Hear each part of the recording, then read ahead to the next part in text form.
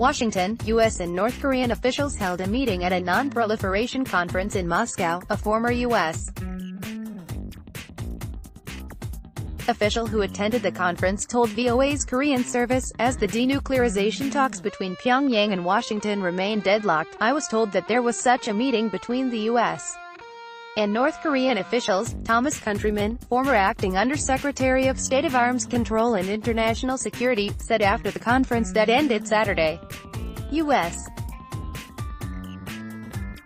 officials, led by Mark Lambert, director of the Office of Korean Affairs at the State Department, attended the three-day annual Moscow Non-Proliferation Conference. Jo Chul-soo, head of the North Korean Foreign Ministry's North American Department, led the delegation from Pyongyang. Lee Do-hoon, South Korea's chief nuclear negotiator, was also present but did not engage in talks with North Korean representatives other than to exchange greetings. About 250 participants from 40 countries also attended. Organized by Russia's Center for Energy and Security Studies (CENESS), the conference is held every year to discuss global nuclear issues, including the denuclearization of the Korean peninsula. Relaying North Korea's remarks, Countryman said, I did not hear anything new. I heard the same old rhetoric from speakers about hostile policy, about denuclearization on the entire world, about the peace-loving nature of the DPRK, in English, North Korea's official name for the Democratic People's Republic of Korea. Denuclearization talks stalled the meeting between the U.S. and North Korea comes at a time when talks between the two sides remain deadlocked because of an inability to reach a compromise on how to synchronize the steps of denuclearization and sanctions relief.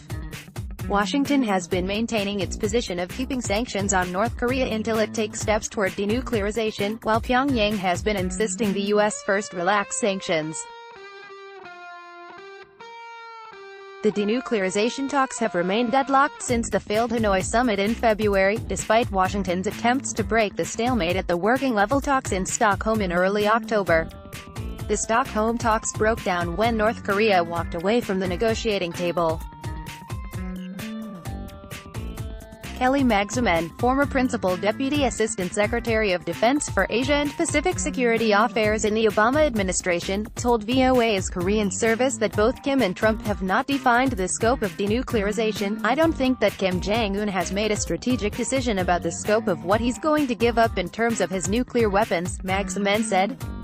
Likewise, President Trump hasn't figured out what he can accept in terms of any kind of capability that the North Koreans may continue to possess.